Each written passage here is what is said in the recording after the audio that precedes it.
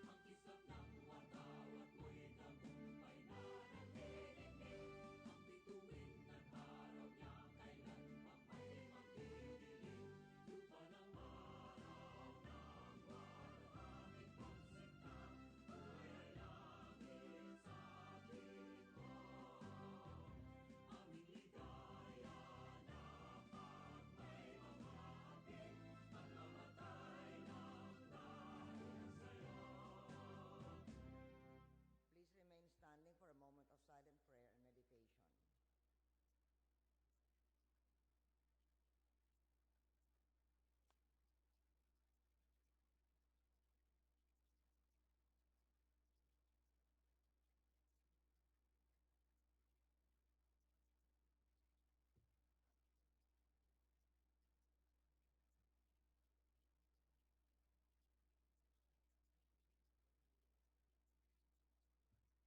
Majority Leader.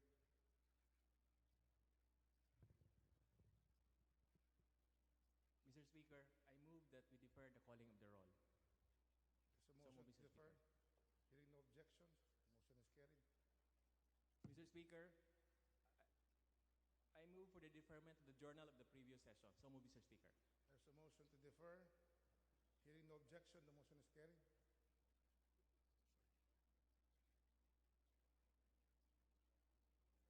Mr. Speaker, I move that we now proceed with the reference to business and request that the Secretary General be directed to read the titles of the bills and resolutions first reading, as well as communications and committee reports. So move, Mr. Speaker. There's a motion. Hearing no objection, the motion is carried. Reference of business, bills on first reading. House Bill 3953, institutionalizing the convergence strategy for sustainable rural development. Representative Co. To the Committee of Rural Development. House Bill 3954, establishing a national bicycle program. Representative Velasco Catera. To the Committee on Transportation. House Bill 3956, regulating the imposition of fees for the use of parking spaces and facilities in shopping malls. Representative Gatchalian. To the Committee on Trade and Industry. House Bill 3957, converting Lingunan to Lawang Batu Road in Valenzuela into a national road. Representative Gatchalian. To the Committee on Public Works and Highways. House Bill 3958, providing local chief executives joint authority with the BFP in the appointment of fire marshals. Representative Gatchalian. To the Committee on Local Government. House Bill 3959, providing for a scholarship program for students enrolling in teacher education. Representative Gatchalian. To the Committee on Higher and Technical Education. House Bill 3960, establishing a national nanay teacher parenting program. Representative Gatchalian. To the Committee on Basic Education and Culture. House Bill 3961, mandating that the Bill of Rights be a compulsory subject for all students in the secondary level. Representative Gatchalian. To the Committee on Basic Education and Culture. House Bill 3962, mandating the continuous education on illegal drugs. Representative Gatchalian. To the Committee on Basic Education and Culture. House Bill 3963, prohibiting hazing and regulating other forms of initiation rights. Representative Gatchalian. To the Committee on Revision of Laws. House Bill 3964, renaming Cotec Chun National Trade School to Tiguma National Agri-Industrial School. Representative Yu. To the Committee on Higher and Technical Education. House Bill 3965, requiring all cities and municipalities to inform all barangay within their jurisdiction of all laws passed by Congress. Representative Roman. To the Committee on Local Government. House Bill 3966, requiring all provincial governments to establish, operate, and maintain an intensive care unit in their respective provincial hospitals. Representative Roman. To the Committee on Health. House Bill 3967, protecting Filipino mothers and children from malnutrition. Representative Antonio. To the Committee on Health. House Bill 3968, providing for the Magna Carta for daycare workers. Representative Herrera D. To the Committee on Welfare of Children. House Bill 3969, establishing a private hospital development plan. Representative Herrera D. To the Committee on Health. House Bill 3970, declaring the city of San Jose del Monte, Bulacan as sustainable city, Representative Robes. To the Committee on Local Government. House Bill 3971, separating the Food and Drug Administration from the DOH, Representative Leachon. To the Committee on Government Reorganization and the Committee on Health. House Bill 3972, requiring food service establishments to disclose and display the nutritional content information of food on their menus and menu boards, Representative Leachon. To the Committee on Health. House Bill 3973, lowering the minimum age of criminal responsibility, Representative Swansing Estrelita. To the Committee on Justice. House Bill 3974, establishing the Kalinga Drug Rehabilitation Center in Kalinga Province, Representative Mangawag. To the Committee on Dangerous Drugs. House Bill 3973, amending Republic Act 6848, Representative Macapagal Arroyo. To the Committee on Banks and Financial Intermediaries. House Bill 3976, requiring drug tests for professional and non-professional athletes, Representative Macapagal Arroyo. To the Committee on Dangerous Drugs. House Bill 3977, promoting the use of aeroponics technology to be applied in agricultural production, Representative Macapagal Arroyo. To the Committee on Agriculture and Food. House Bill 3978, strengthening the Philippine Comprehensive Policy on HIV and AIDS Prevention, Representative Villarin. To the Committee on Health. House Bill 3979, declaring 2 parcels of land of the public domain in Naga City, Cebu Province as agricultural land open to disposition, Representative Gullas. To the Committee on Natural Resources. House Bill 3980, declaring Tanglawan Festival as an official festival in San Jose del Monte City, Bulacan, Representative Robes. To the Committee on Local Government. House Bill 3981, declaring October 5 every year as National Teachers' Day, Representative Belaro. To the Committee on Revision of Laws and the Committee on Basic Education and Culture. House Bill 3982, merging the Philippine Carabao Center, the National Dairy Authority into the Philippine Dairy Development Agency, Representative Aglipay Villar. To the Committee on Agriculture and Food. House Bill 3983, strengthening local government participation in agriculture development, Representative Aglipay Villar. To the Committee on Local Government. House Bill 3984, establishing National Crop Protection Program, Representative Aglipay Villar. To the Committee on Agriculture and Food. House Bill 3985, promoting the scientific propagation, processing, utilization, and development of Philippine native animals, Representative Aglipay Villar. To the Committee on Agriculture and Food.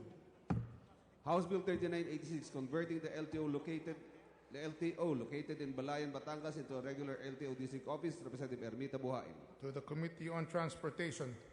House Bill 3987, establishing a satellite office of the NBI in Maimbong, Sulu, Representative Tan Sherny. To the Committee on Justice.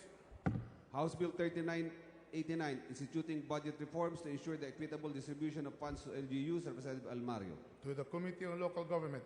House Bill 3990 to 3995, converting certain roads into national roads, Representative Lobregat. To the Committee on Public Works and Highways. Majority Leader, what are you eating? Mr. Speaker, What is we'd that? like to acknowledge the guests of the Honorable El Rey Villafuerte of the 2nd District of Camarines Sur. The guests. Mr. Raul Delfin Divina Gracia, John Apollo Manawag, Adam Malate, Joel Bolaños, Narcel Lopez, and Efren Amesola. Your presence is duly noted. Welcome to the House of Representatives. Diyos maray na hapon po sa Indo, sa mga bisita niya mo, igdi sa Kamara Baha. Majority Leader. Mr. Speaker, with leave of the House, I move that we open the privilege hour. There's a motion to open the privilege hour. No objection. The Chair declares a Saliva Festival. Mr. Speaker, I now move that the gentleman from Party List Kabayan, the Honorable Harry Roque, be recognized to avail of the privilege hour. The fighting Harry Roque is recognized. Please proceed. Mr. Speaker, before I deliver my privilege speech, can I have a 2-minute suspension, Mr. Speaker? 2-minute suspension. Thank you, Mr. Speaker.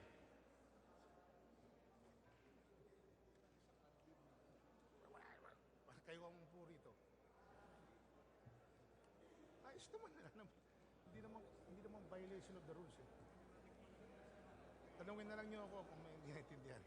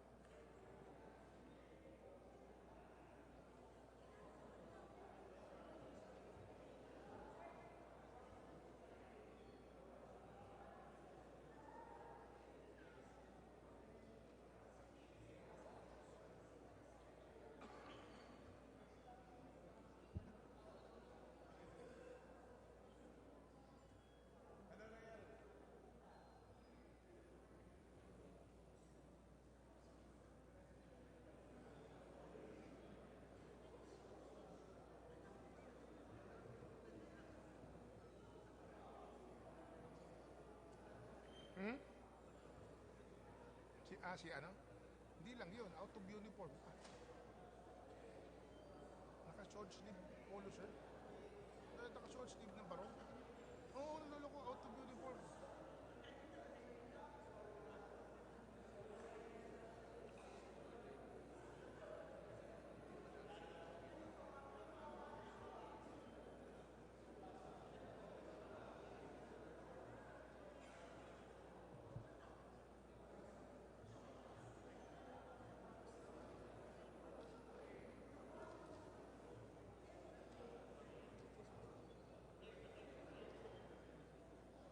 Oh, yan na.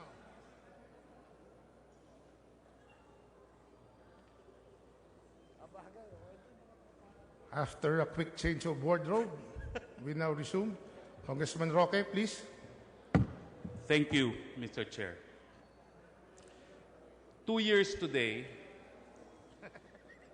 Jennifer Laude, a resident of Olongapo, a transgender, met an American serviceman, Mr. Joseph Scott Pemberton, in a bar in Olongapo. There was then different versions on why Jennifer Laude, after about 30 minutes of having met Joseph Scott Pemberton, went with the latter to a nearby motel. The family of Jennifer, as attested to by her friend who was present when Jennifer met Joseph Scott Pemberton, said on record that it was a mutual decision to check in a nearby motel. Joseph Scott Pemberton, on the other hand, while on the stand, stated that it was in exchange for valuable consideration. Nonetheless, what is undisputed is that Jennifer Laude, 2 years ago today, went with Joseph Scott Pemberton, checked into a motel in Olongapo City, and after about 30 minutes, Mr. Pemberton hurriedly left the premises of the motel. We were to find out later on that Joseph Scott Pemberton and Jennifer Laude engaged in the sexual act.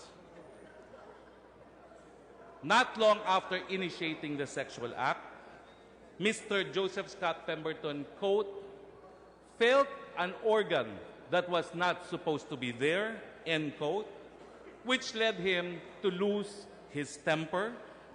He was enraged, and because he was enraged, he strangled Jennifer Laude until she was unconscious. This was pursuant to the very testimony given by Joseph Scott Pemberton. Not satisfied with rendering Jennifer Laude unconscious, she dragged the unconscious body of Jennifer into the bathroom. The Regional Trial Court of Olongapo City then ruled, as a matter of fact, that Joseph Scott Pemberton, while enraged, dunked the head of the unconscious Jennifer Laude that led to her death. Forensics examination would later on indicate that Jennifer Laude died because of asphyxiation. The murder of Jennifer Laude reopened controversies about the Visiting Forces Agreement. Previously, the debate about the Visiting Forces Agreement was only whether or not it was a valid treaty, given that under the Philippine Constitution, the other contracting party, the United States, must recognize the Visiting Forces Agreement as a treaty. Opponents of the treaty argued that this provision was not complied with because only the Philippine Senate ratified the VFA and that the U.S. Senate did not. When the issue reached the Philippine Supreme Court, Mr. Speaker, the ruling of the Philippine Supreme Court was that it was not concerned with the exact procedure by which, under American law, an international agreement would become a treaty. The Philippine Supreme Court was satisfied with the manifestation of the U.S. ambassador then that the United States recognized that the Visiting Forces Agreement was a binding international executive agreement. What is the brouhaha about whether or not the Visiting Forces Agreement was a treaty or an executive agreement? Well, the brouhaha, Mr. Speaker, is because as a treaty, it will be considered as a domestic law of both the Philippine government and the U.S. government.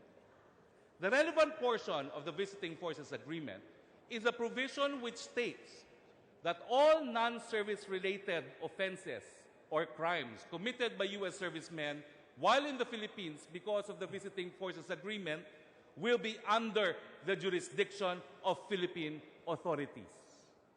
Had this been a binding treaty, even under U.S. law, that would have meant that immediately after the murder of Jennifer Laude, U.S. authorities should have surrendered the person of Joseph Scott Pemberton to Philippine authorities for investigation. But this, Mr. Speaker, was not done. I was in Olongapo immediately after the incident. We demanded that Philippine authorities should have custody and jurisdiction over the person of Joseph Scott Pemberton. Why? Well, because as part of ordinary police investigation, we need to find physical evidence in the body of Joseph Scott Pemberton. For instance, we needed to know if his fingernails would have the DNA of the deceased Jennifer Laude. We needed to conduct a medical investigation to determine if in his body there were signs that Jennifer Laude put up a struggle as she was being strangled by Mr. Joseph Scott Pemberton. We never had such opportunity, Mr. Speaker. The family did not have this opportunity. The Philippine National Police did not have this opportunity, although later on, we understood in the course of the trial that American authorities did conduct these forms of needed investigation. But the question to be asked in the first place, Mr. Speaker, is why was it that American authorities refused to surrender jurisdiction over Joseph Scott Pemberton when it was clearly provided in the VFA that the Philippines shall have jurisdiction over non-service-related offenses committed by U.S. troops in the Philippines. The homicide or murder of Jennifer Laude highlights what we, those who object to the Visiting Forces Agreement and the EDCA, have been arguing all along.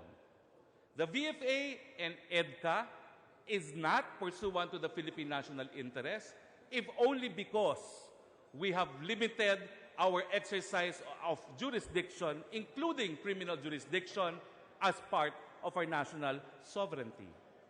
While it is true that the Supreme Court has recognized in the case of Tañada versus Angara that sometimes the decision to be part of a party to a treaty entails surrendering aspects of Philippine jurisdiction and sovereignty, in the case of the Visiting Forces Agreement, it is very clear that we did not surrender this jurisdiction, but despite the fact of non-surrender, U.S. authorities refused to recognize our jurisdiction over Joseph Scott Pemberton immediately after the commission of this crime.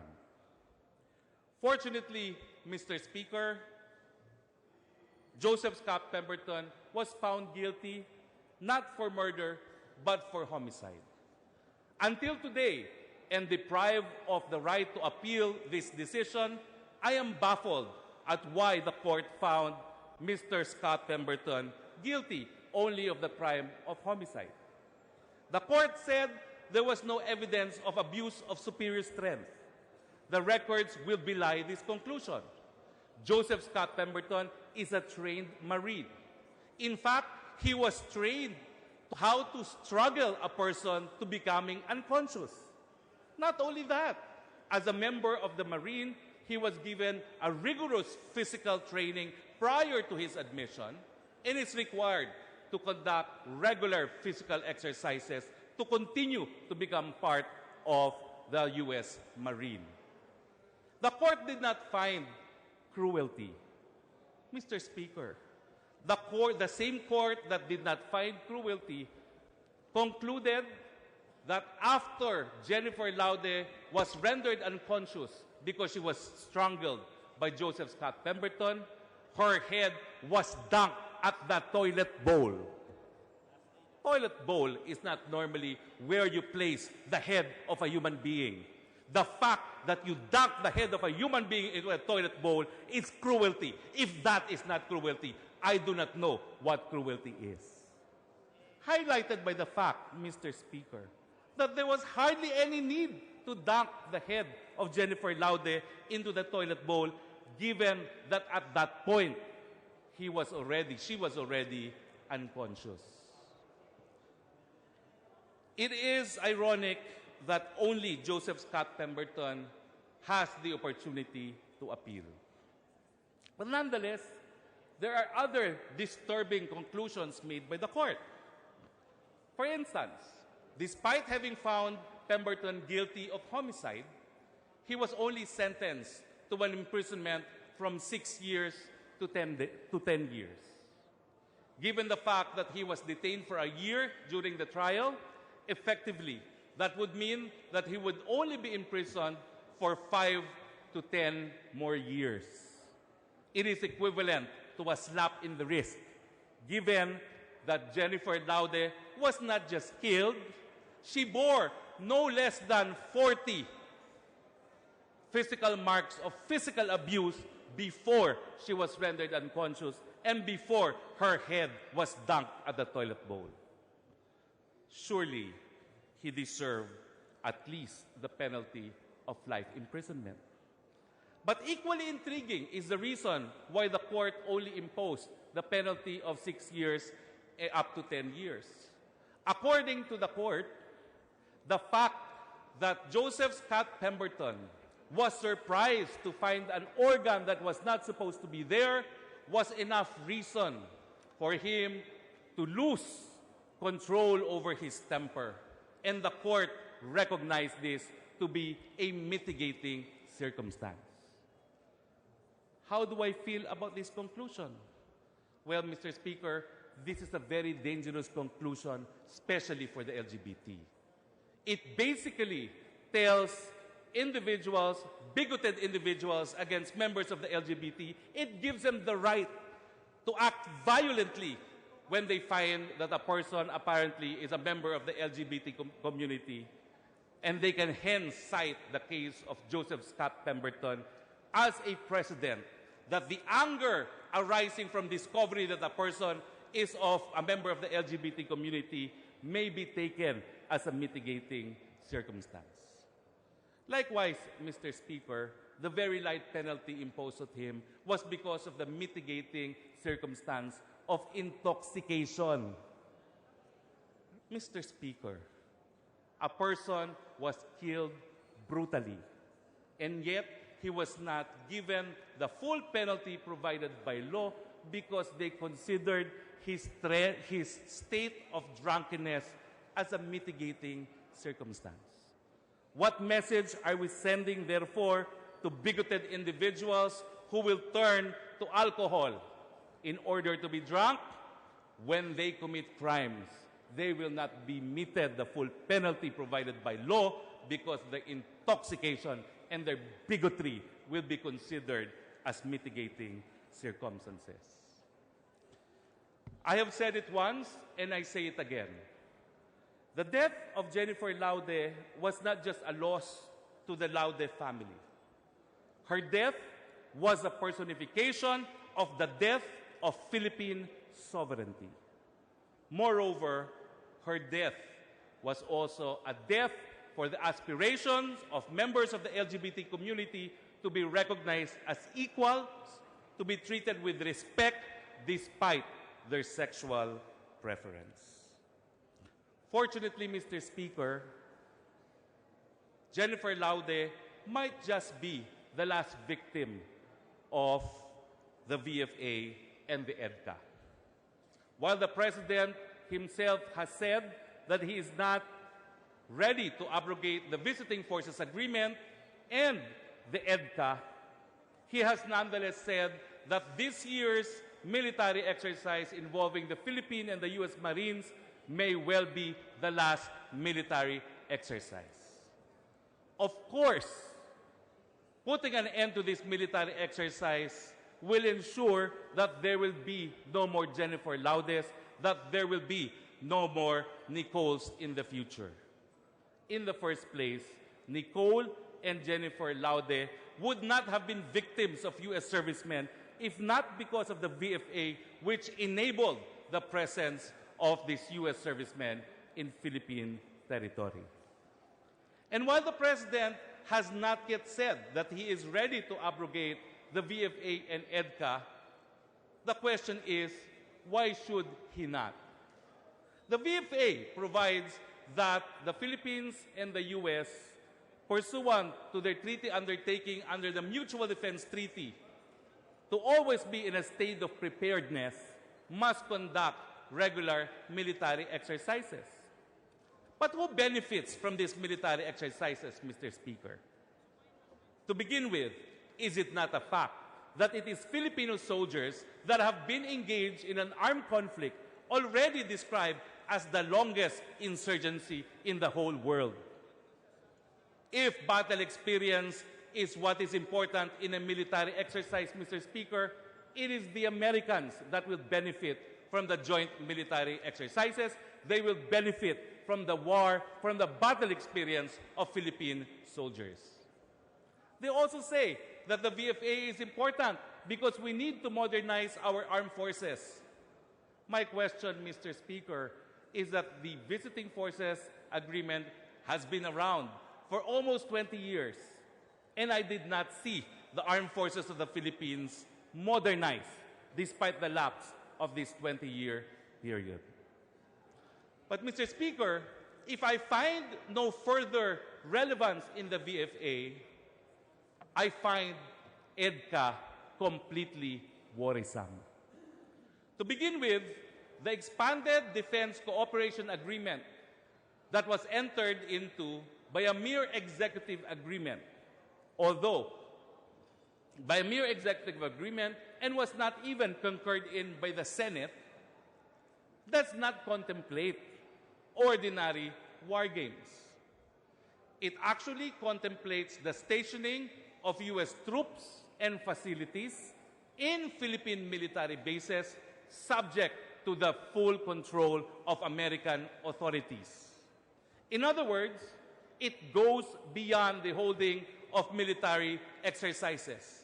It forms part of a brand new U.S. policy, the so-called pivot to Asia, where the United States has decided that at least 90% of its overseas military presence will now be in Asia. Yes, in a sense, EDCA is a basing agreement. In fact, if you compare the words used in EDCA, you will find that these were the exact same words used in the now defunct Philippine-U.S. Military Bases Agreement, which the Salonga Senate refused to renew. The only difference is that unlike the Philippine-U.S. Military Bases Agreement, which had a fixed term, this EDCA is renewed from year to year till eternity, possibly. What are the dangers of EDCA?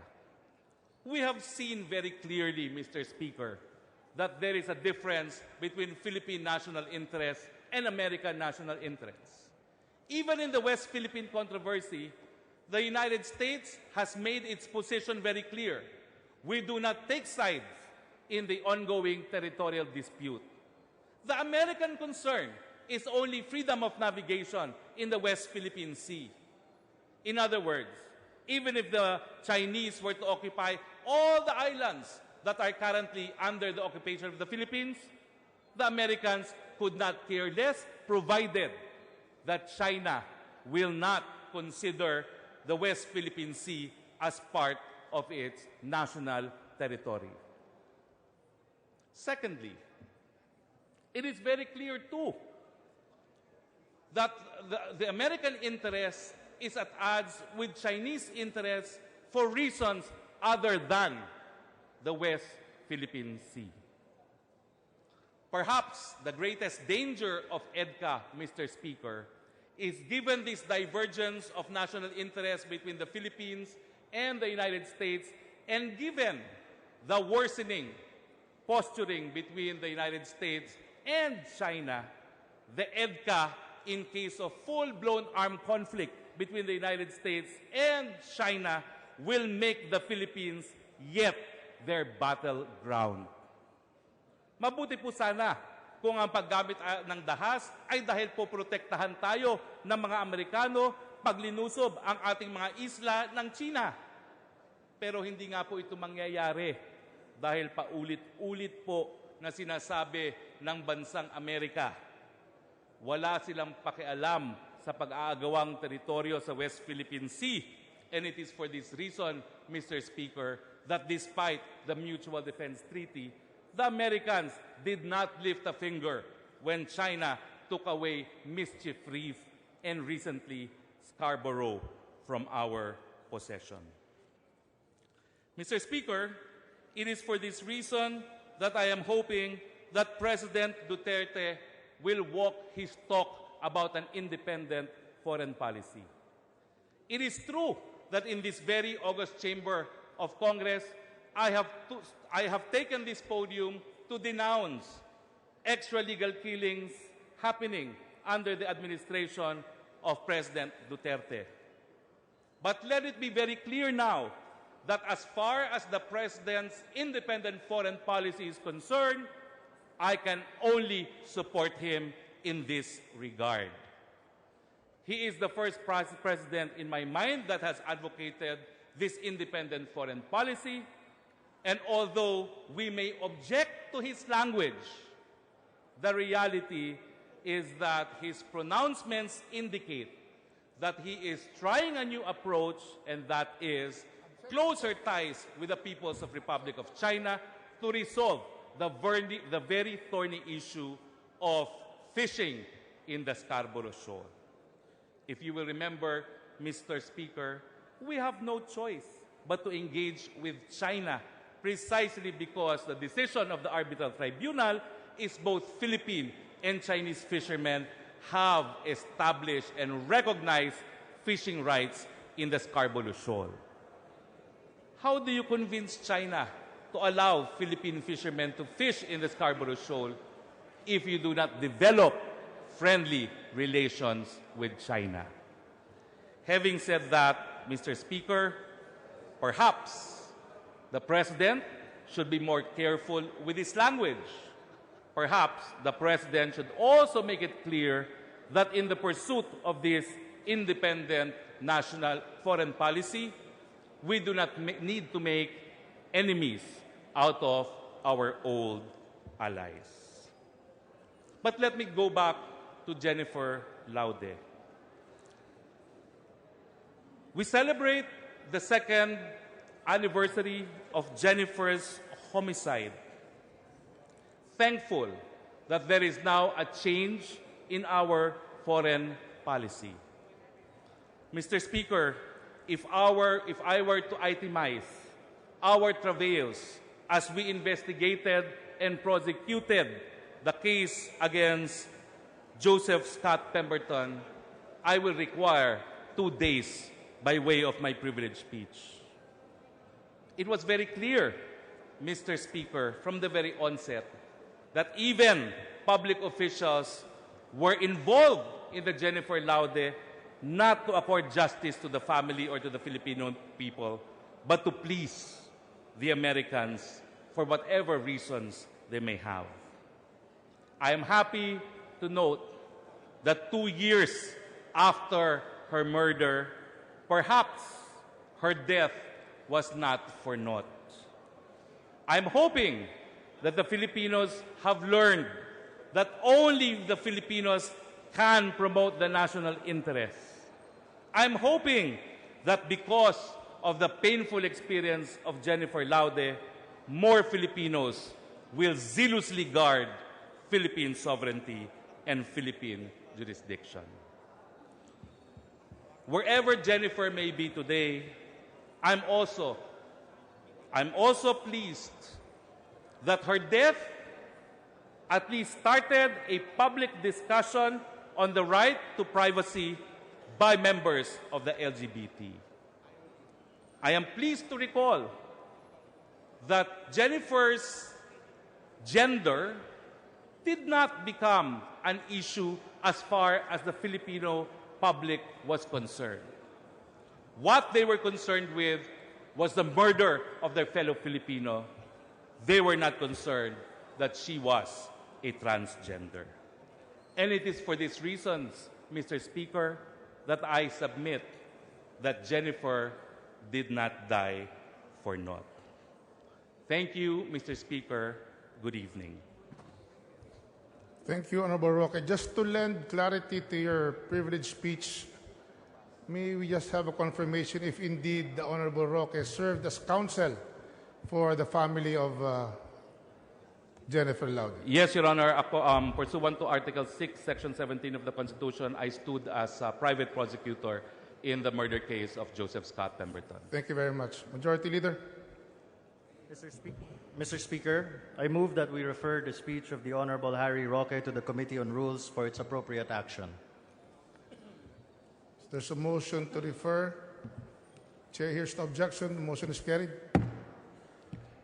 Mr. Speaker, I move to recognize the following barangay officials: Punong Barangay Reynaldo Taneo, Punong Barangay Fernando Murcia, Barangay Kagawad Reynante Tabang, Barangay Kagawad Jonas Salazar, Barangay Kagawad Proceso Roy Oniot, Barangay Kagawad Arlene Naraga, Barangay Kagawad Gina Belok, Barangay Treasurer Ani Tunga, Barangay Secretary Glenn Jeric Makiling, Barangay Kagawad Marcela Ocanya, and Barangay Secretary Roy Bautista, guests of the Honorable Gil Acosta of the 3rd District of Palawan.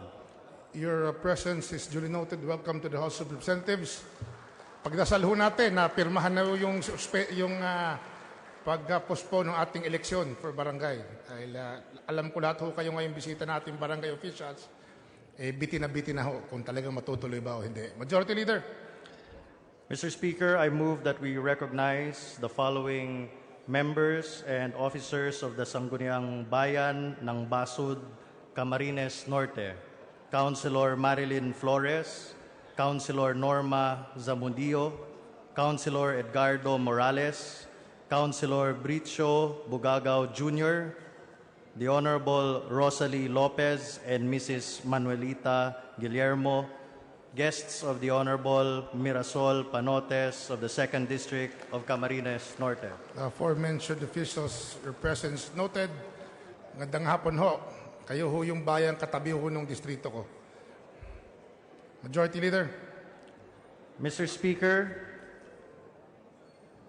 I now move that the gentleman from the 3rd District of Negros Oriental, the Honorable Arnolfo Teves Jr., be recognized to avail of the privilege R. The Honorable Arnulfo Teves Jr., probably the best among the Teveses from the 3rd District of Negros Oriental, is hereby recognized. Thank you, Mr. Speaker. Good afternoon, everybody. I stand here again today to ask my colleagues and the citizenry of the Philippines if they are happy with the cellular service that they are receiving. Sigurado ako na wala sa atin ang masaya sa serbisyo ng telepono na natatanggap natin. Even internet. But I will not dwell much on the internet dahil may bill na naka-file sa mga yan.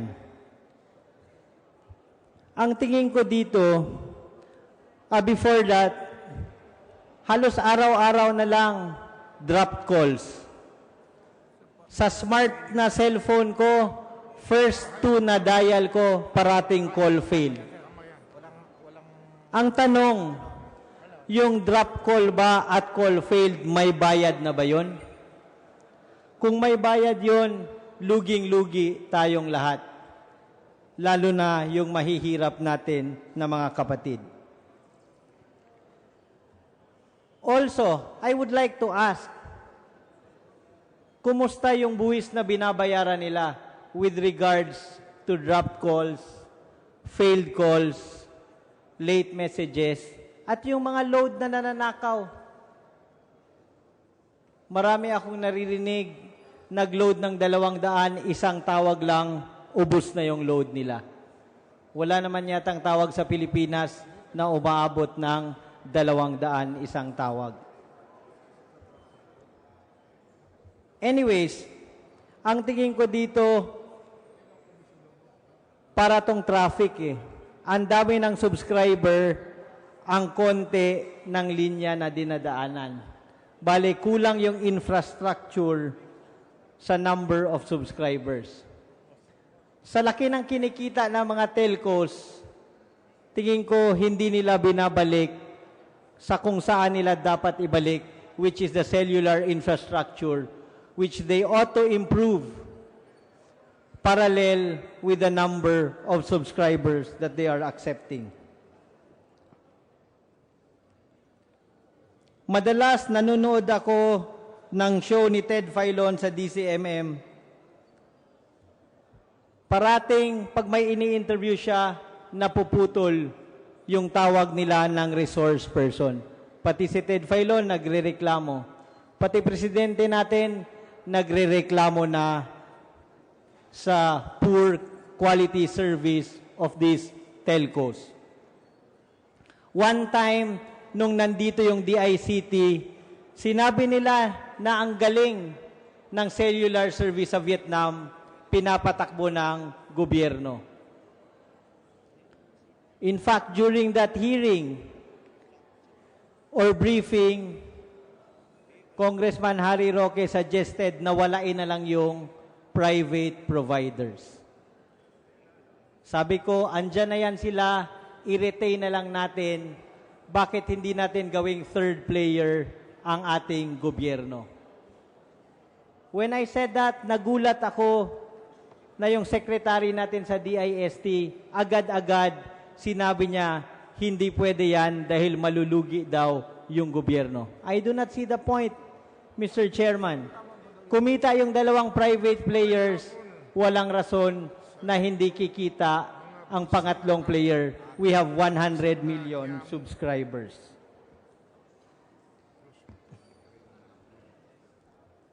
On that note, Mr. Chairman, sa tingin ko, mas maganda gawan to ng congressional inquiry in aid of legislation para masagot ang mga tanong ng publiko kung bakit ganon at magawa natin ang paraan na baka mapapayag natin ang ating gobyerno na magtayo ng pangatlong player to build competition and to improve cellular service para sa mahihirap natin na mga kababayan.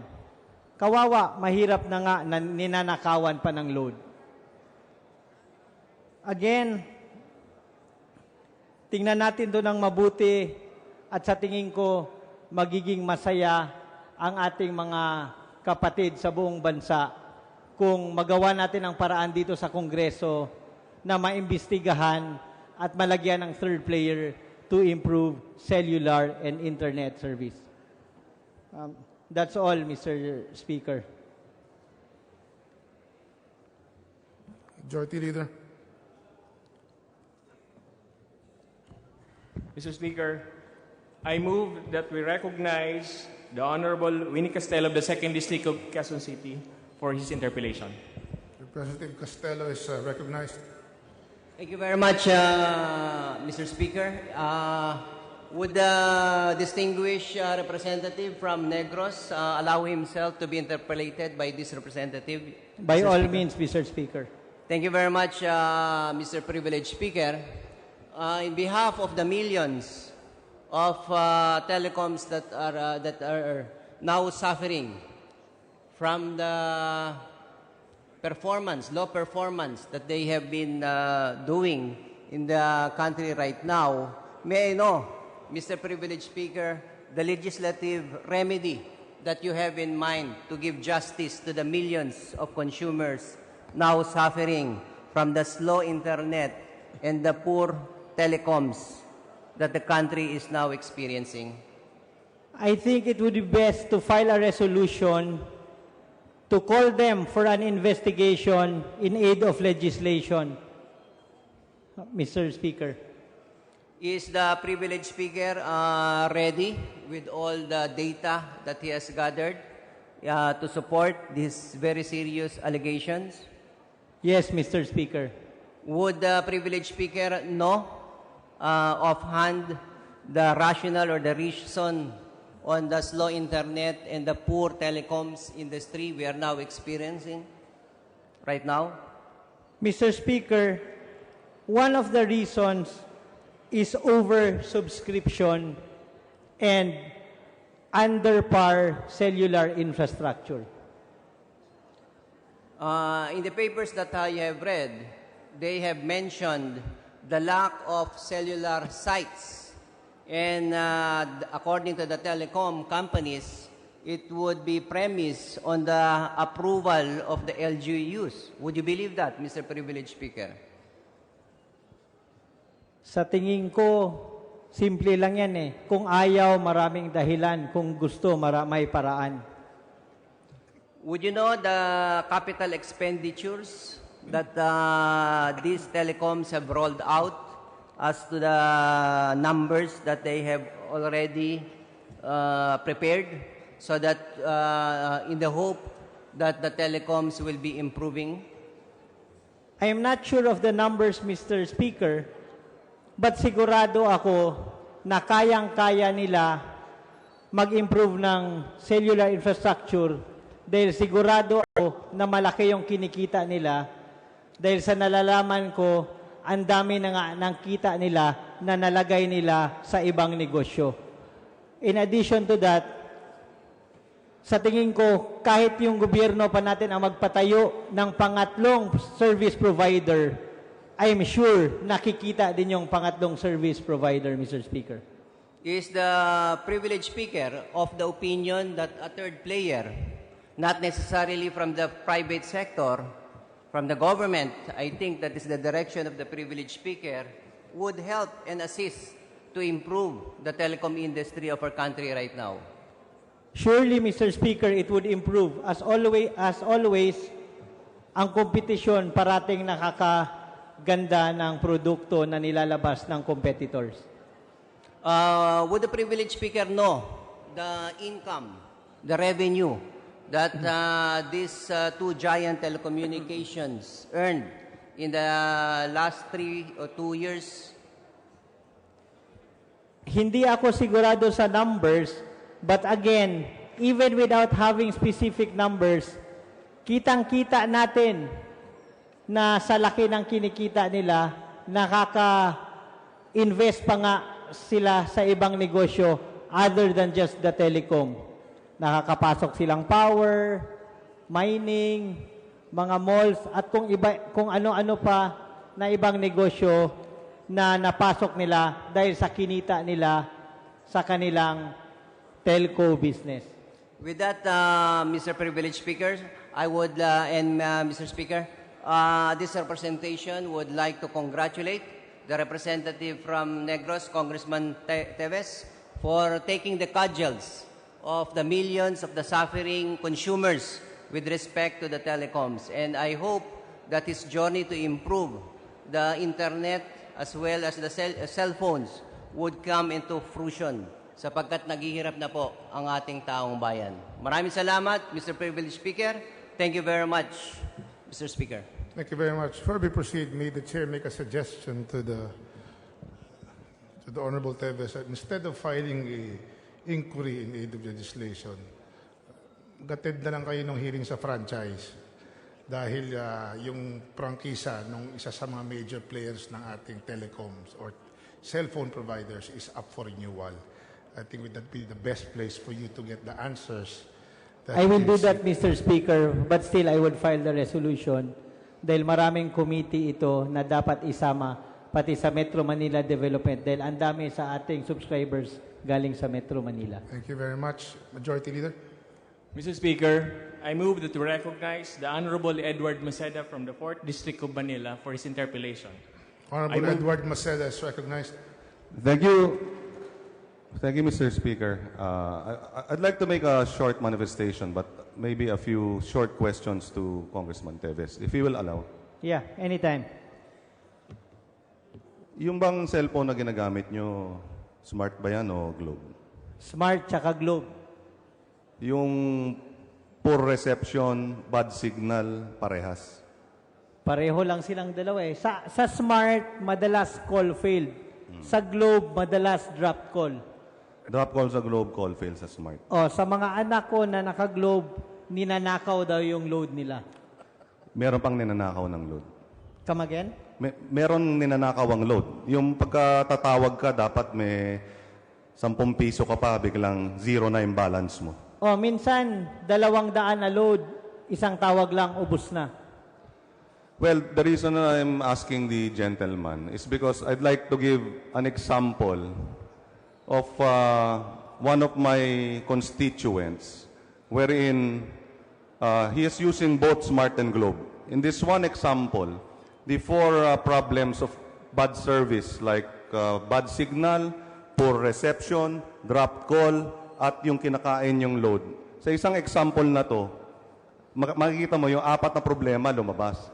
Because one of my constituents, Mr. Speaker, he was working as a driver. And then, habang nasa trabaho siya, may nagsabi sa kanya, nag-text sa kanya na nadisgrasya yung mag-ina niya, parang nabangga. So, hindi naman siya makaalis kaagad dun sa trabaho. So, bumili siya ng load. Bumili siya ng 20 pesos ng load. So, una, he was trying to call up his wife. Hindi niya makontak dahil sama ng signal. Maraming dead spot. So, lumipas na yung kalahating oras, hindi niya nakontak yung misis niya. Nung finally nakontak niya, at ibang network ang tinatawagan niya, so parang 650 yata yung binawas.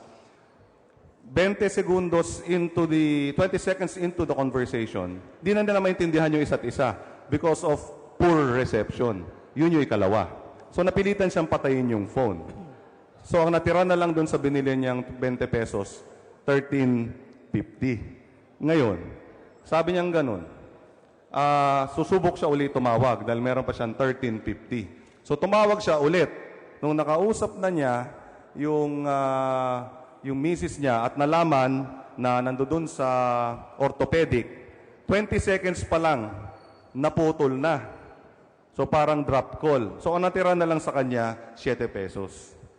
So 7 pesos, sabi niya, pwede pa akong tumawag ng isang beses para malaman ko kung ano ang sitwasyon ng aking mag-ina. Para kung sakali kailangan kong pumunta sa ospital, alam ko kung saan sila pupuntahan. Nung sumubok siyang tumawag, Mr. Speaker, ubos na yung 7 pesos, zero balance na. So that's what I'm saying, like what Congressman Teves and Congressman Castelo is saying.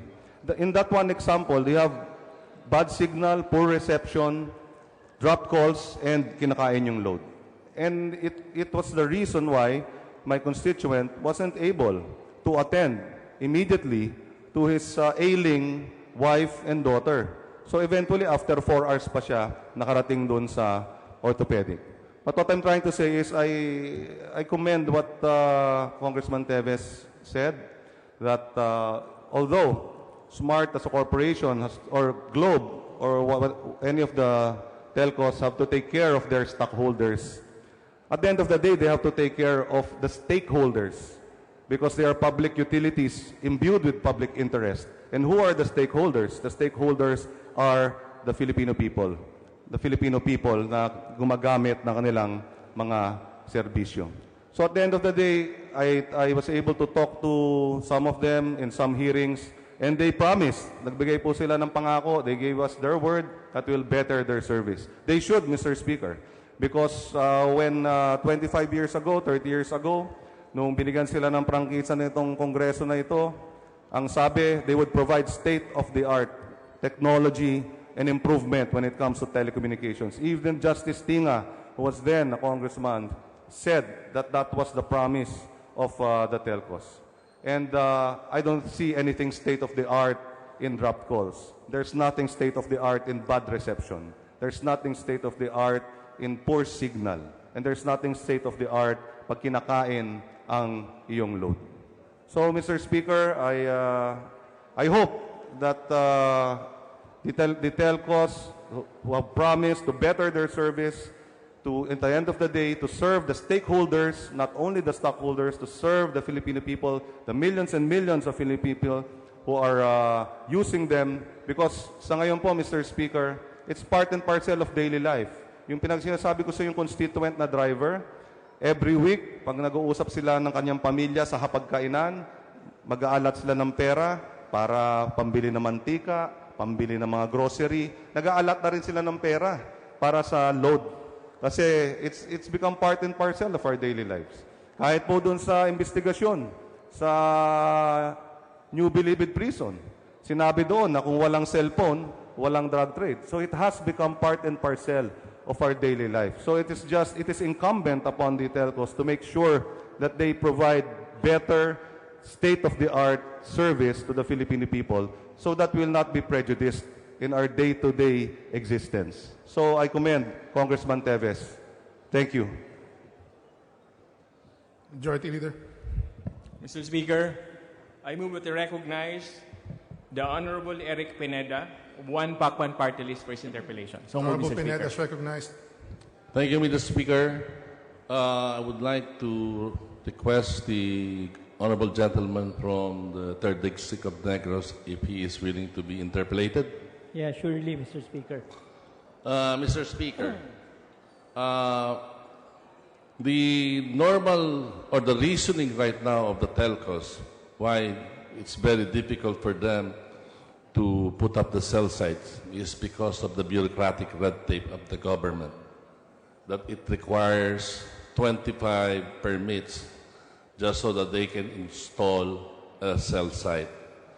My question to the privileged speaker is, do you think this is a valid excuse, or are they just throwing back the problem to the government so that they will not be forced to make improvements or add cell sites today? As I said earlier, Mr. Speaker, kung ayaw, maraming dahilan. Kung gusto, maraming may paraan. Don't you think it's best that we ask the two telcos how many applications for new cell sites do they have pending, and if there's a need for us to speed up the issuance of permits so that we can help them bring this cell site into the service and improve the interconnectivity and prevent all these drop calls and truncated text messages. Not only that, Mr. Speaker, in addition to that, kailangan itanong din natin sa kanila kung gaano ng kadami subscribers nila at ilan lang yung kaya ng system nila. Kaya kailangan ipatawag natin sila dito in an investigation in aid of legislation para masagot yung mga katanungan ng mga kababayan natin. So, Mr. Speaker, if I may ask the gentleman from Negros Oriental, what you're saying is that masyadong marami ng subscribers, but they have not made any efforts to improve the facilities that they have existing right now? Exactly, Mr. Speaker.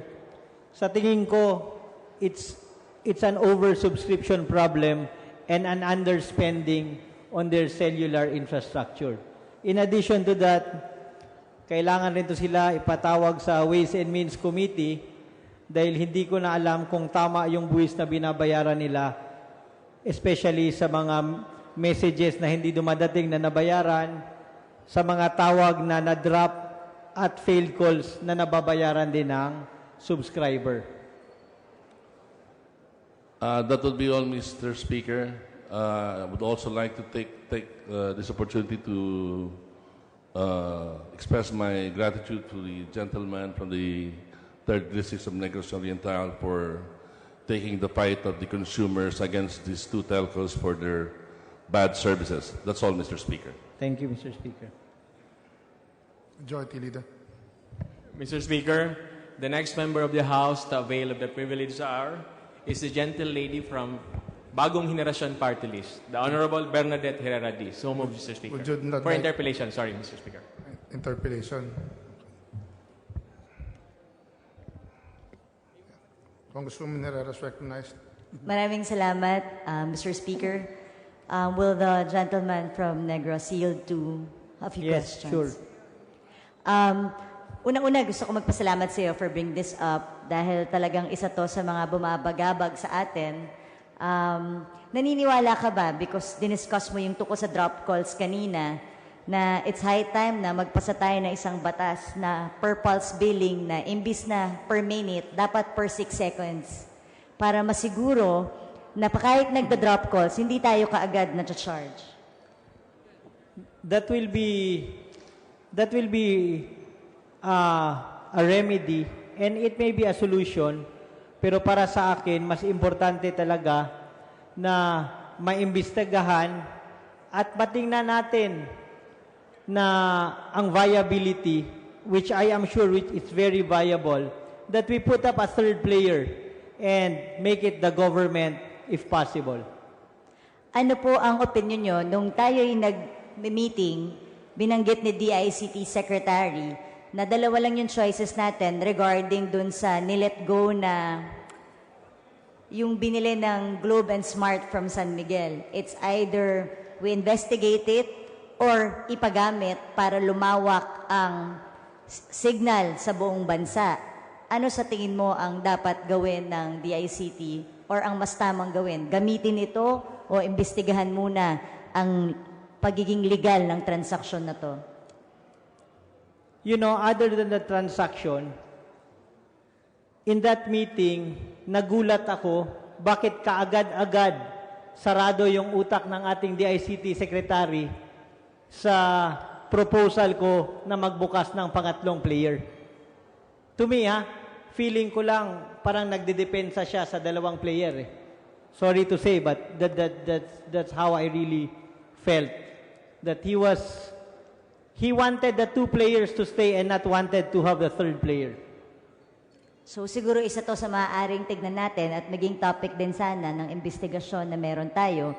Dahil ang isa pang gusto ko idagdag doon, dahil wala tayong sarili nating gateway, nakadepende lang tayo sa dinedeklara ng ating dalawang kumpanya, kaya yung mga buwis na binabayaran nila, hindi natin alam kung tama o hindi. Dahil nga, wala tayong National Systems Gateway. So, sa tingin mo, importante. Dahil kung natatandaan mo, tinanong ko, sulit ba ang investment na magkaroon tayo ng sarili nating National Systems Gateway doon sa ibabayad na buwis kapag nabilang natin ito? At ang sinagot nila ay oo. Kasama ba natin ang gentleman from Negros na suportahan ang bagay na ito? I'm not very familiar with this gateway, Mr. Speaker. Ito po yung para natatrack natin lahat ng calls na lumalabas-pasok sa atin dahil sa ngayon hindi natin alam yung mga binabayad na buwis, especially when it comes to the foreign calls. So, isa tong sistema na sinabi nga ni DICT na kung nabili natin ay sulit naman dahil mas malaki yung makokolekta nating buwis dito. If that would help our countrymen, I will support it. But again, I would really like to iterate na dapat talaga magkaroon ng competition dahil kung minomonopolize lang tayo ng dalawang player na sa tingin ko pa pinoprotektahan ng ating DICT Secretary, di kawawa yung mga kababayan nating Pilipino. Through you, Mr. Speaker, ako po ay nagpapasalamat sa ating kasama, the gentleman from Negros. Rest assured of our support because this is also one of the advocacies of Bagong Henerasyon. Maraming salamat, Mr. Speaker. Thank you very much, Majority Leader. Mr. Speaker, I move that we recognize the gentleman from Party List Kabayan, the Honorable Ron Salo, for his interpellation. Gentleman's recognized. Please proceed. Thank you very much, Mr. Speaker. This is just not exactly an interpellation, but just a manifestation, Your Honor, inasmuch as I also wish to express our firm support and appreciation to the gentleman from Negros for taking the cudgels of millions and millions of subscribers like myself who is experiencing really such a bad signal and bad service from the two telecoms. And I really support his advocacy to ensure that there will be greater competition in this particular, in the telecom field. That's all, Mr. Speaker. Thank you very much. Thank you. Thank you. Majority Leader. Mr. Speaker, I move that we refer the speech and the interpellations of the Honorable Arnolfo Teves Jr. to the Committee on Rules for its appropriate actions. There's a motion to refer the speech to the Committee on Rules. Chair hears no objection. Motion is carried. Thank you, Mr. Speaker. Majority Leader.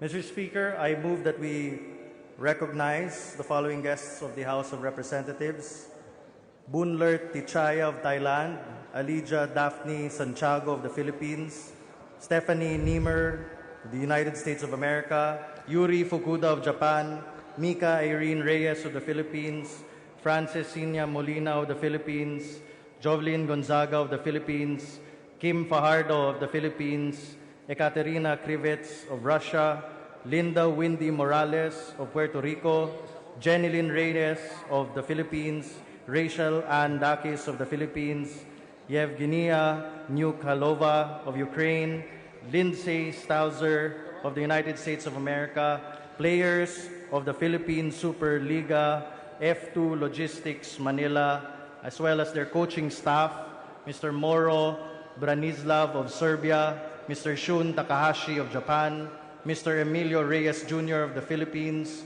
Mr. Benson Bokbok of the Philippines, Mr. George Pascua of the Philippines, Ms. Cristina Salak of the Philippines, Mr. Ian Fernandez of the Philippines, Ms. Pau Thomas of the Philippines, Dr. Raul Alcantara of the Philippines, Mr. Chris Dimaculangan, Ms. Villette Ponce, Mr. Efren Uy, all guests of the Honorable Mikey Romero of One Pacman Party List. Your presence is duly noted. Welcome to the House of Representatives. And may the chair add that my favorite player is Mika Reyes, Animo Lasal. Thank you very much. And I understand that your sponsor, Congressman Mikey Romero, will treat you to eat all you can to Nobu in City of Dreams. Thank you very much, Congressman Mikey Romero. Majority Leader. Mr. Speaker, I move for a 1-minute suspension. Session suspended.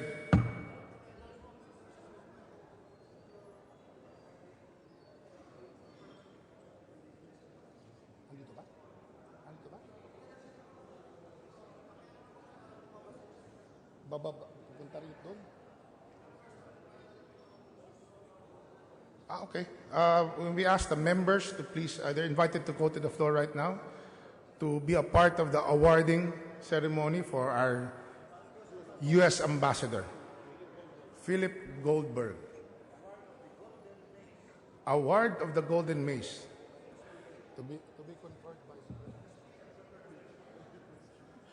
To be conferred by the Speaker.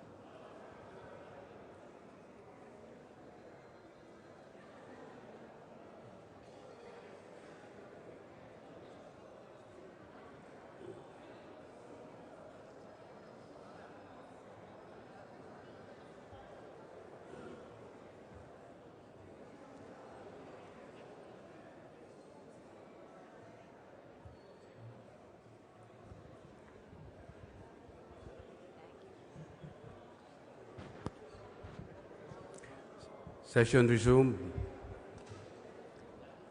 Mr. Speaker, I move that we suspend the privilege hour. Any objection? The chair hears none. Motion is approved. Mr. Speaker, on October 11, 2016, the House adopted House Resolution number 466 as Resolution number 15, commending and conferring the Golden Mace Award to His Excellency Philip S. Goldberg, Ambassador of the United States of America to the Philippines, for his efforts in further enriching the ties between the Republic of the Philippines and the United States of America. Mr. Speaker, we are privileged to have with us here today His Excellency Philip S. Goldberg. May I request that he be invited to the rostrum to receive a copy of Resolution number 15. We welcome and invite His Excellency Philip Goldberg to proceed to the rostrum. Mr. Speaker, I move that the Secretary General be directed to read the title and text of House Resolution number 15 while the same is being presented to Ambassador Philip S. Goldberg. The Secretary General is directed to read the title and text of House Resolution number 15.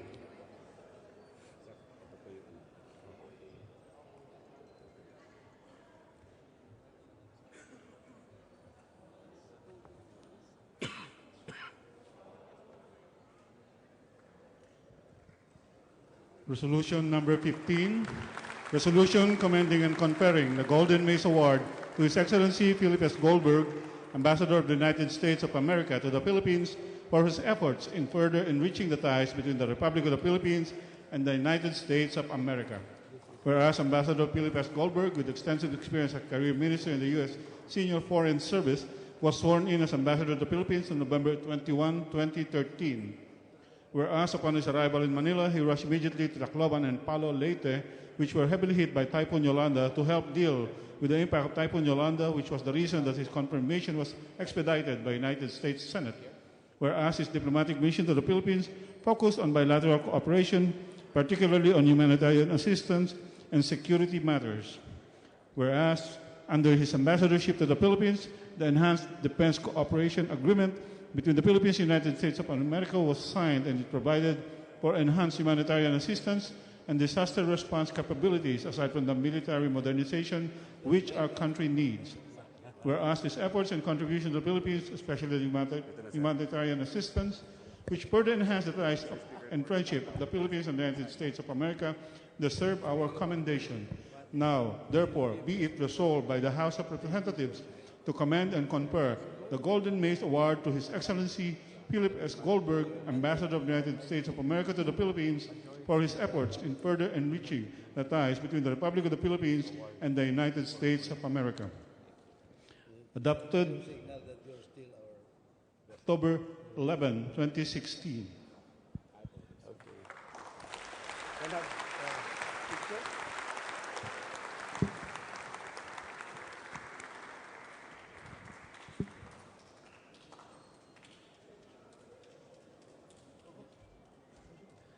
Mr. Speaker, in order to allow our members to meet and extend their greetings to our distinguished guest, I move that we suspend our session for a few minutes. Session suspended.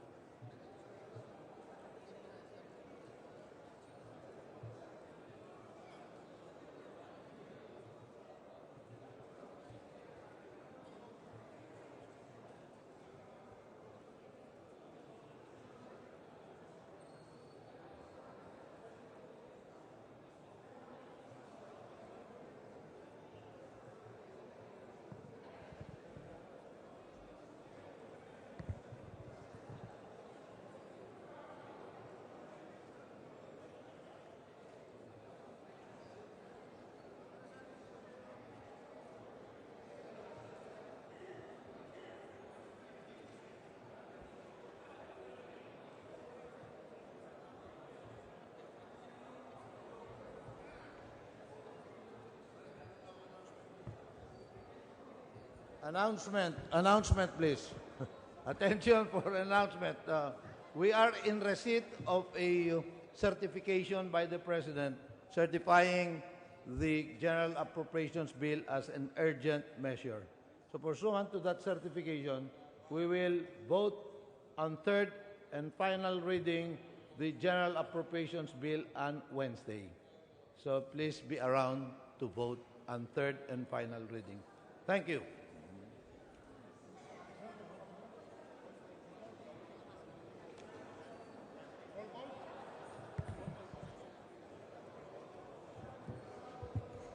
Session is resumed.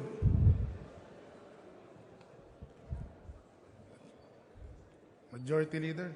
Mr. Speaker, I move that we call the roll of members. Secretary General is directed to call the roll.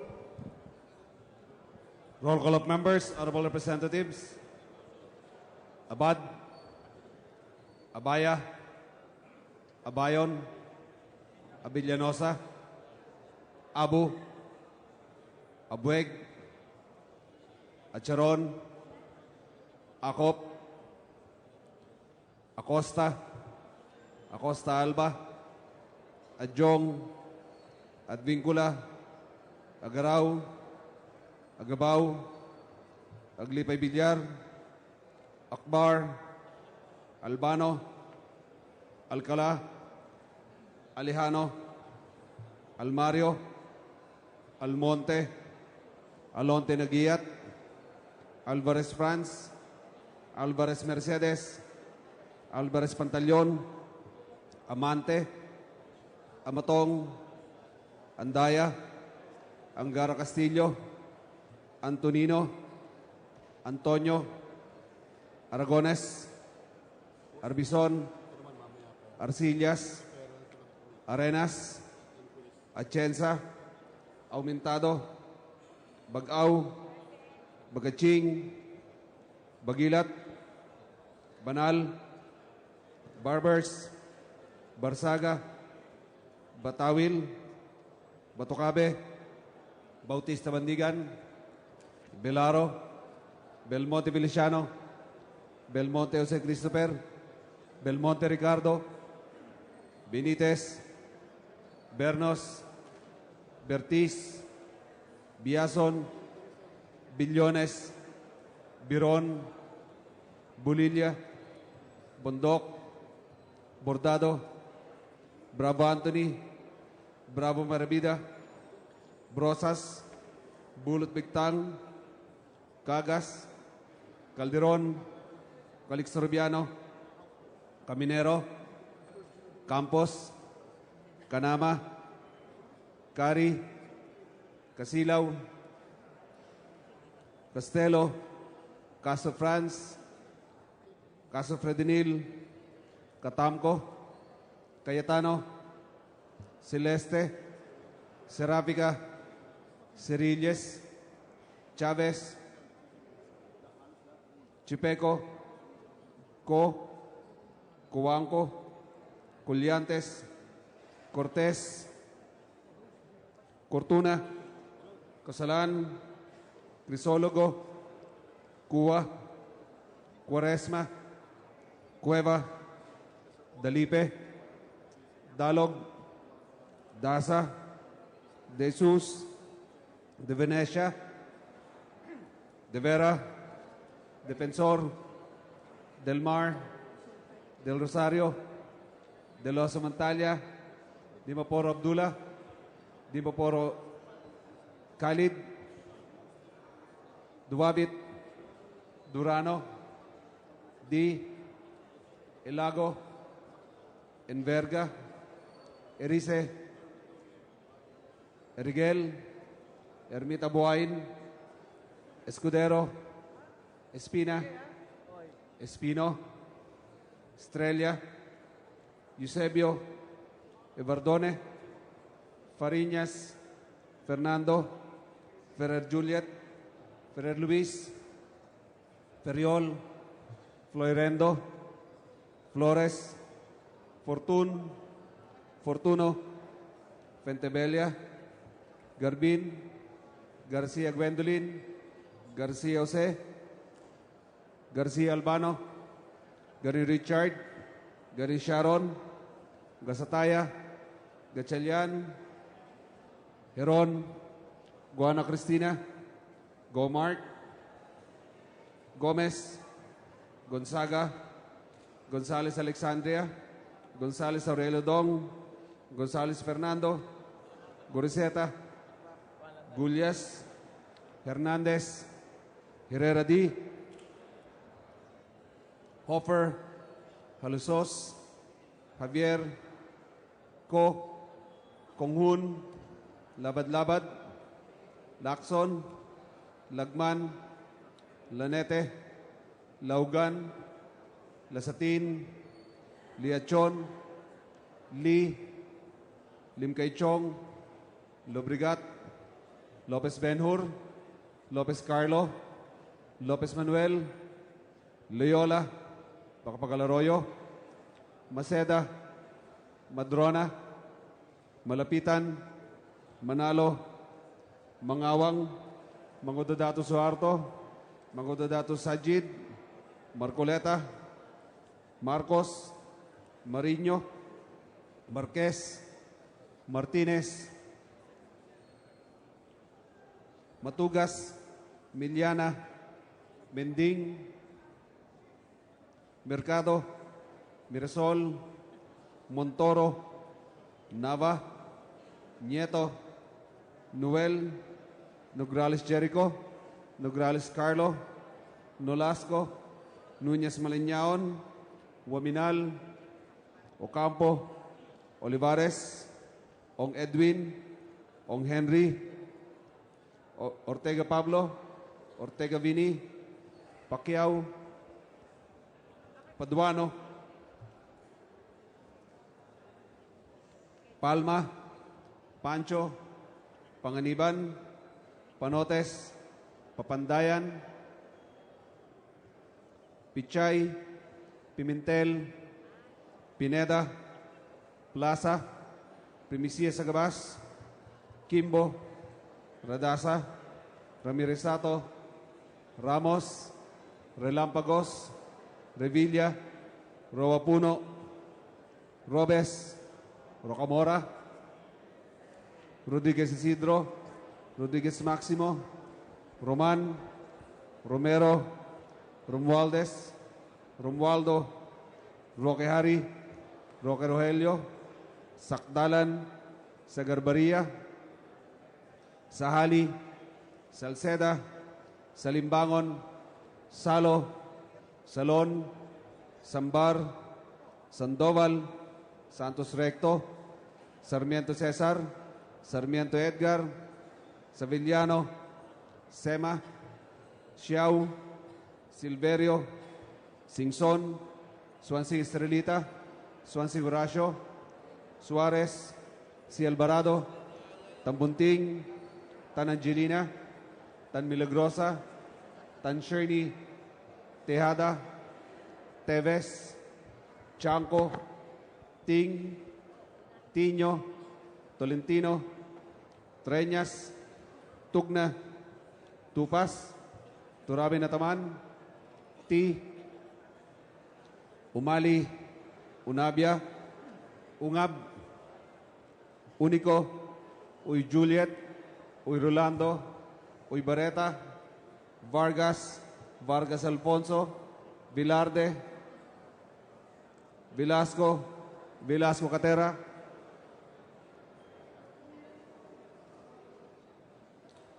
Veloso, Vergara, Villafuerte, Villanueva, Villaraza Suarez, Villarica, Villarin, Villago, Yap Arthur, Yap Milesio, Yap Victor, Yu, Zamora Mara Carmen, Zamora Ronaldo, Zarate, Subiri. Speakers present. Mr. Speaker, the roll call shows that 226 members responded to the call. The roll reveals that 226 public servants have braved the floods to lend their indispensable service to the country this afternoon. Thank you very much. With that, the chair declares a quorum. Palakpakan. Just for clarity, did you, plus one, Congressman Salceda, hinahanap po kayo kanina ni Ambassador Goldberg because of your utterances last month. Just for clarity, were you able to count the presence of Congressman Revilla? How many times did you count him? Because at the start of the roll, he was wearing a suit, and after the roll, he's now wearing a barong. He changed his, I don't know why, baka nabuhusan ng ketchup. Majority Leader, let's proceed. Mr. Speaker, I move that we resume the privilege hour. Again?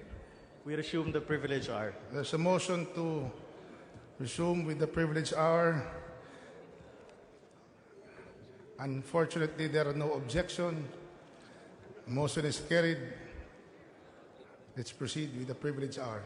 Mr. Speaker, I move that we extend the privilege hour for another 30 minutes. Hopefully the last extension, no objection. Chair hears none. Let's proceed. Extended for 30 minutes. Mr. Speaker, I move that we recognize the honorable gentleman from the party list, Bayan Muna, Representative Carlos Isagani Zarate, for his privilege hour. Kinikilala natin ngayon ang kinatawan, ang bigotilyong kinatawan ng Bayan Muna, Carlos Isagani Zarate. Kayo po'y kinikilala. Simula na po kayo. Maraming salamat po, Ginoong Speaker. Ginoong Speaker, nitong nakaraang Oktubre 6 hanggang Oktubre 9, matargumpay na naisagawa ang ikalawang round ng usapang pangkapayapaan sa pagitan ng gobyerno ng Republika ng Pilipinas at ng National Democratic Front of the Philippines sa Oslo, Norway. Buong karangalang naging bahagi ang kinatawang ito bilang observer ng makasaysayang usapang pangkapayapaang ito. Nagpunta ang inyong lingkod sa Oslo, Norway bilang bahagi ng 6 na kataong delegasyon na ipinadala ng liderato ng Kamara de Representante sa pangunguna ng ating Deputy Speaker by Sandra Sinsuat Sema at ni Special Committee on Peace, Justice and Reconciliation Chair at Tawi-Tawi Representative Ruby Sahali. Mr. Speaker, pangalawang round na po ito ng peace talks na naganap nitong Oktubre. Nitong nakaraang Agosto 22 hanggang 28, naganap ang unang round ng peace talks sa pagitan ng GRP at NDF doon rin sa Oslo, Norway, na pinapacilitate ng Royal Norwegian Government. Sayang at lamang at hindi ito naduluhan ng delegasyon mula sa ating kapulungan ang unang round. Ginoong Speaker, ang pagpapatuloy ng peace talks ay isa sa mga pangako ni Pangulong Digong Duterte sa mamamayan. Kung babalikan natin ang kasaysayan, 5 administrasyon na ang nakalilipas mula nang umpisahan ang usapang pangkapayapaan sa pagitan ng GRP at NDFP. Noong 1987, nag-umpisa ang peace talks sa ilalim ng administrasyon ni dating Pangulong Corazon Aquino. Sa ulat ng isang online news, may higit 40 rounds of talks at may higit na 20 kasunduan na ang napirmahan mula pa po noong 1987. Kabilang narito ang 1992 Hague Joint Declaration na naglatag ng substantive agenda at ang pagkakasunod-sunod nito ng mga agendang ito. Kabilang rin dito ang JASIG or ang Joint Agreement on Safety and Immunity Guarantees para sa ligtas na pagdalo ng mga peace consultants mula sa magkabilang panig at kasama rin dito ang Comprehensive Agreement for the Respect of Human Rights and International Humanitarian Law or CARIL. Sa ilalim ng nakaraang administrasyon ni Benigno Aquino III, hindi nito kinilala ang Hague Joint Declaration. Nilabag rin ng nakaraang administrasyon ang JASIG sa pag-aresto at pag-criminalize sa mga political offenses ng mga peace consultants. Maraming mga peace consultants ang hinuli sa nakaraang administrasyon. Hindi rin pinagana ang Joint Monitoring Committee or JMC na binubuo ng magkabilang panig para i-monitor ang implementasyon ng Karil. Ibig ko pong sabihin sa madaling sabi, natigil muli ang usapang pangkapayapaan sa nakaraang administrasyon. Kaya, Ginoong Speaker, napakalaging bagay ang pahayag ni Pangulong Duterte sa pagiging bukas sa usapang pangkapayapaan bago pa man siya nanumpa bilang Pangulo ng Bansa. Unprecedented sa kasaysayan ng peace talks ang naganap sa kasalukuyan na sa isang tinatawag nating pambihirang pagkakataon. Hindi pa nakaupo si Presidente Duterte, binuo na niya ang negotiating team para sa preliminary talks na naganap noong June 14 to 15, doon din po sa Oslo, Norway. Mula noon, mabilis na naitakda ang first round ng formal talks sa usapang pangkapayapaan.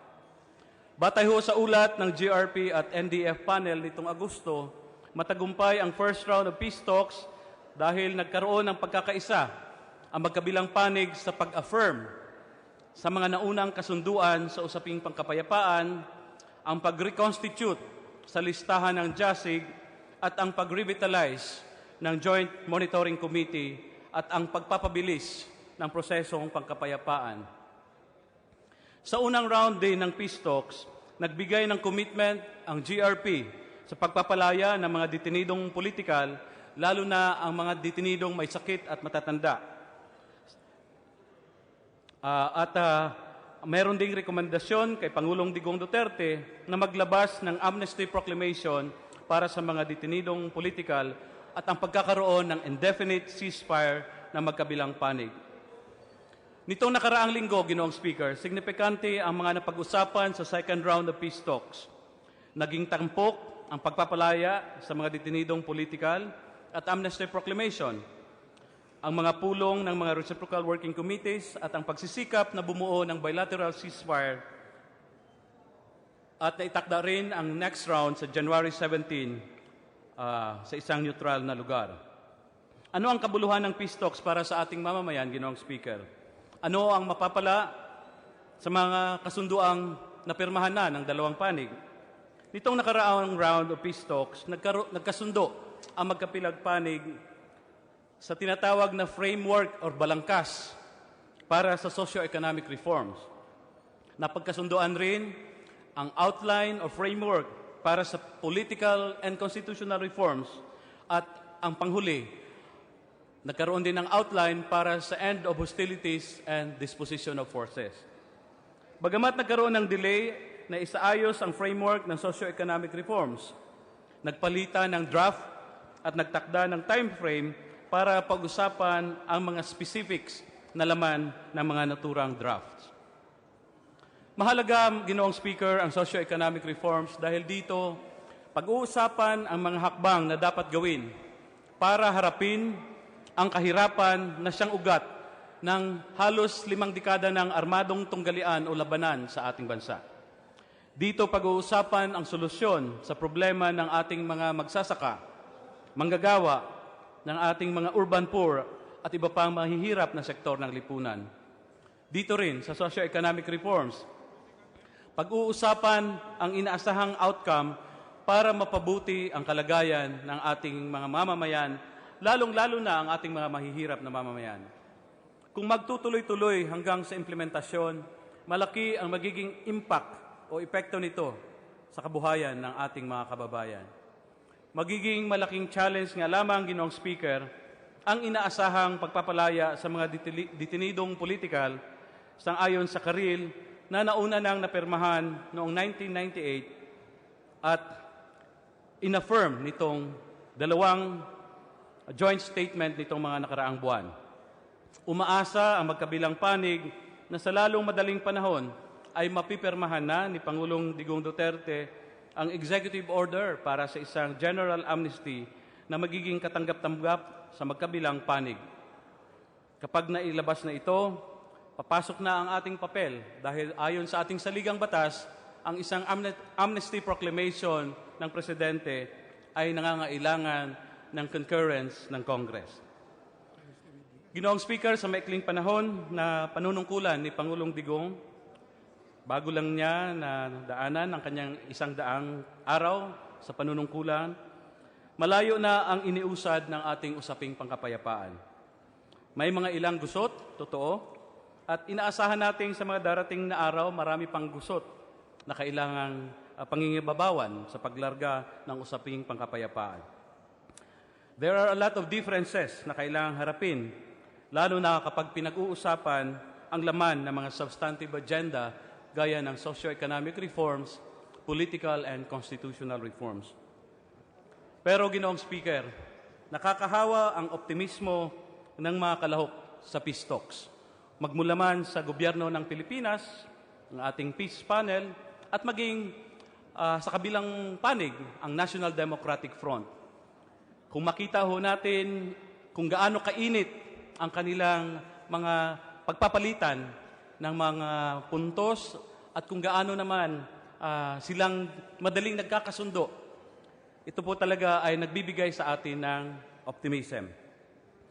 Naniniwala tayong napakahalaga na committed ang magkabilang panig, ang GRP at ang NDFP, na seryosong at sinsirong mag-uusap para sa kapayapaan.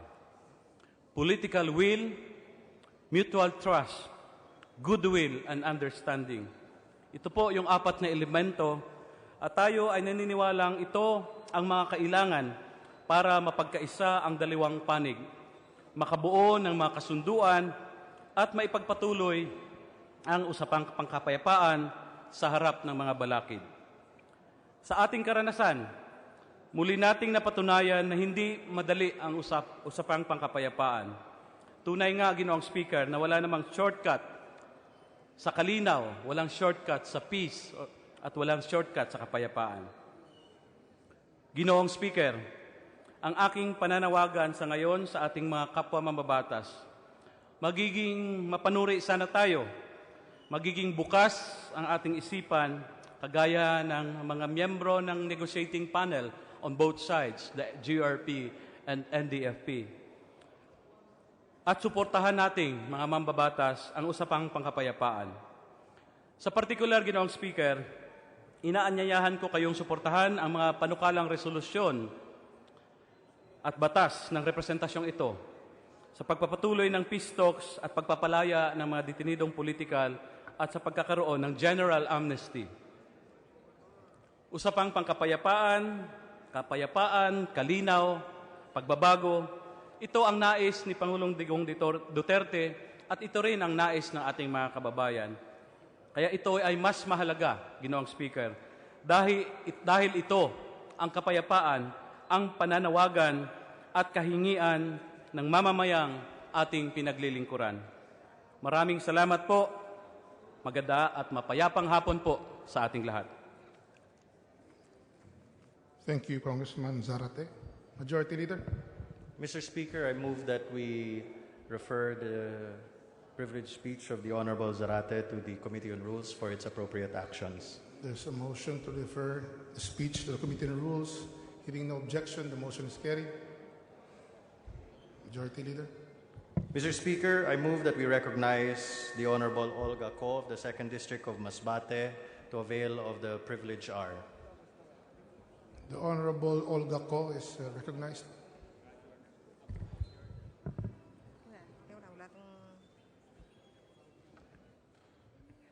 Okay. Thank you, Mr. Speaker. Mr. Speaker, my dearest colleagues and fellow Filipinos, I rise today on a matter of personal and collective privilege to address an issue that concerns not only this representation, but also other fellow members of Congress and tens of thousands of Filipinos every day. Air transportation is a key factor in our country's international affairs and domestic growth.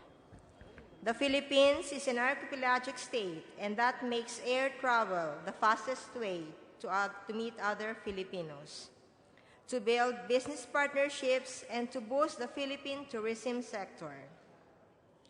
Our country is strategically located at the center of Southeast Asia, making air travel a vital factor for the so-called ASEAN integration. As members of the Philippine Congress, air travel serves as the most efficient way of connecting us to our respective far-flung provinces and constituents, to our ASEAN neighbors, and to the global business community. Aside from that, local tourism is mostly driven by the outpour of foreigners interested in traveling to many tourist spots and eventually investing in the different industries in our localities.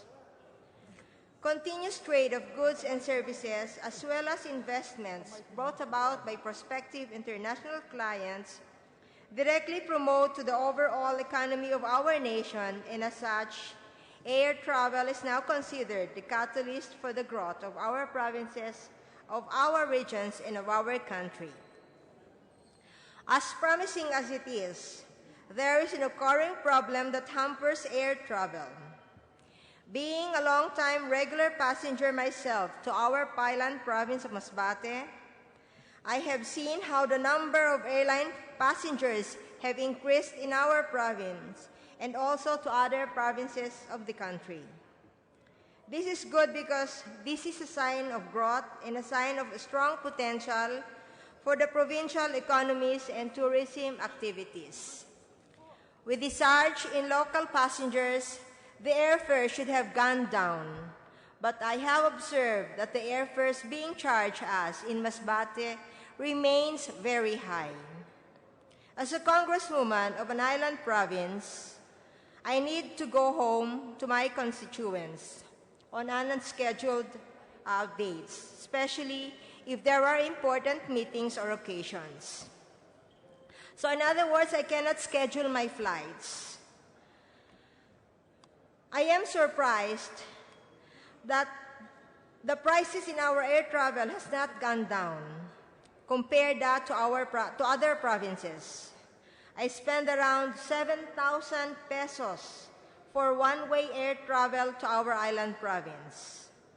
I know this kind of local air travel high pricing is also being experienced by many of you here and tens of thousands of Filipinos every day. Why are the local airfares this expensive? It's easier to find a cheaper round-trip ticket to Japan, to Singapore, to Hong Kong than a one-way travel to my province. We in the government are tirelessly promoting the operational expansions and increased flights to the local tourist spots of our country. With those increased flights and operational expansions, we expect at least a generous price decrease from these airline companies. Mr. Speaker, dear colleagues, I urge that we inquire on the pricing scheme of our local airlines, especially the Philippine Airlines, to make sure that they are not abusing the franchise Congress has granted them for their operation. We are living in times of globalization and acculturation, and a lot of our fellow Filipinos rely mostly on this means of transport to work, travel, and develop social ties with our families, friends, and business partners across the islands. If they continue to impose increased pricings like this, I am positive that it will discourage millions of Filipinos to become local tourists, and this will hamper the collective growth and development of the Philippine Islands. Most of our colleagues here understand the gravity of this lingering situation. After a week's worth of stressful work here in Congress, you use air travel to see your respective constituents in far-flung provinces or islands. Most of the time, you also bring family members and staff members there to fully grasp and solve the problems there, and sometimes you are also forced to shoulder the air transportation of your constituents who badly need medical attention here in Manila. We are all faced with these overpriced airfares. Another issue for tens of thousands of Filipinos are the regular spikes in the air travel prices when the date of departure is nearer.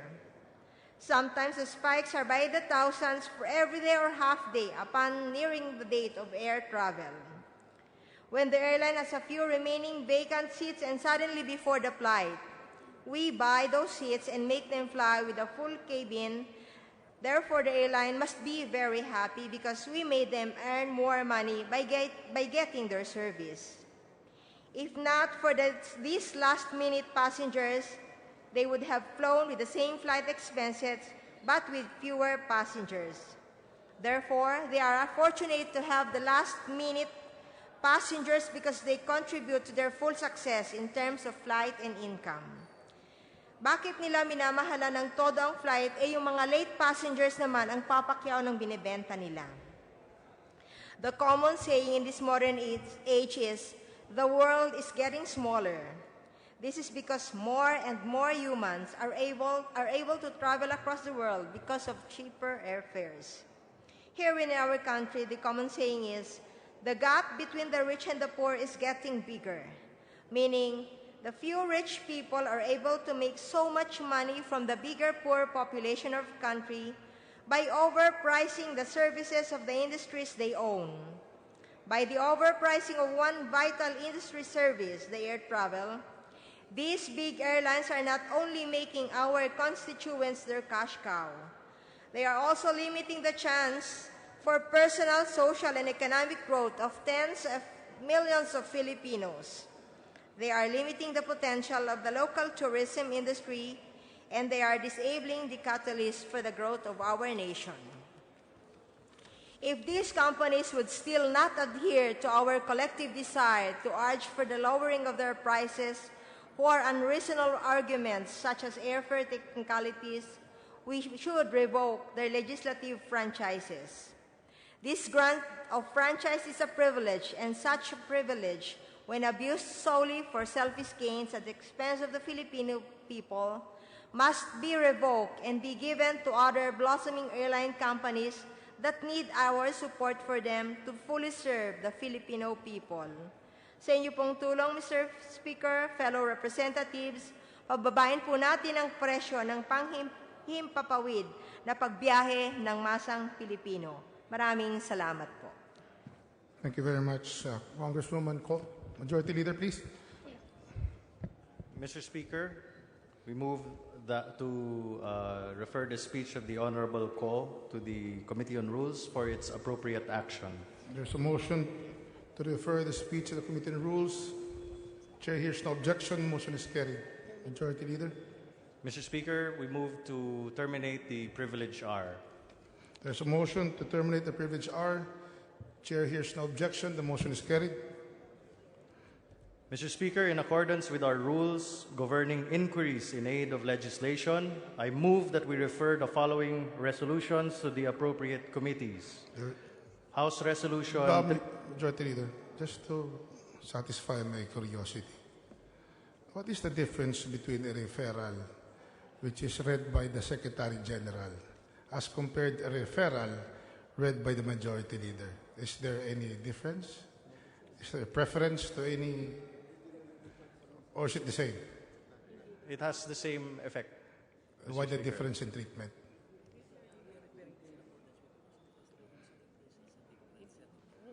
Who is that resource person beside you? Can you identify yourself? Who is that? Committee Secretary. Looks Mr. like Speaker. a foreigner. One moment, Mr. Speaker. Move to suspend, Mr. Speaker. 1 minute suspension.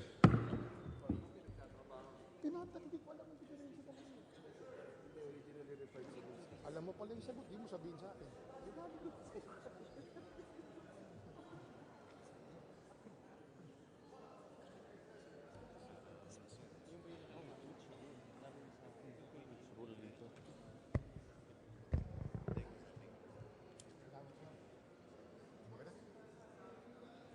Session resumed. Let's now move to the referral.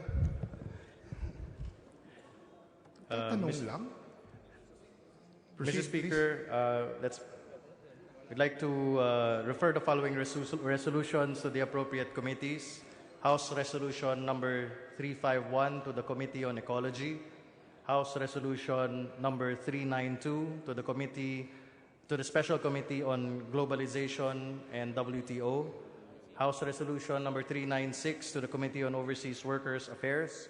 House Resolution number 400 to the Committee on Information and Communications Technology, House Resolution 402 to the Committee on Health, House Resolution number 403 to the Committee on Transportation, House Resolution number 407 to the Committee on Higher and Technical Education, House Resolution number 408 to the Committee on Human Rights, House Resolution number 409 to the Committee on Indigenous Cultural Communities and Indigenous Peoples, and House Resolution number 415 to the Committee on Energy.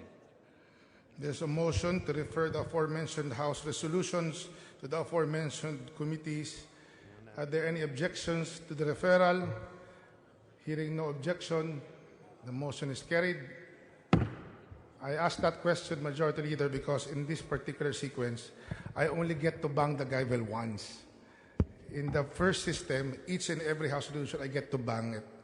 So this time, instead of 10, I have a discount. I only get to bang it once. So I'm wondering if there's any legal implications when I bang the gavel or not. Okay, let's proceed, Majority Leader. Mr. Speaker, I was told that the Who told you? procedure adopted, the resource speakers, Your Honor, from the Committee on Rules, is that this is in compliance with the procedure observed by the House of Representatives with respect to inquiries in aid of legislation, Your Honor. You Mr. were Speaker. told by whom? This.